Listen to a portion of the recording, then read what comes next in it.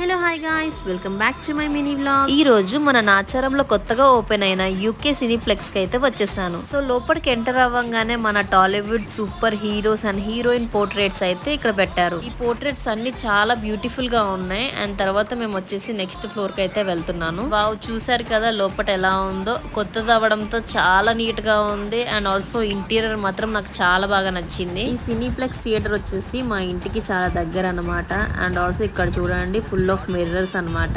So నేను, మా mother, ఇంకా మా చెల్లి, మా పిల్లలు అందరం కలిసి అయితే వచ్చేసి థియేటర్ లోపల వచ్చేసి ఇలా ఉందన్నమాట సీటింగ్ ఏరియా. సో ఎవరి సీట్లో వాళ్ళం సెటిల్ అయిపోయాము. తర్వాత లోపల వచ్చేసి స్క్రీన్ ఇట్లా ఉందన్నమాట.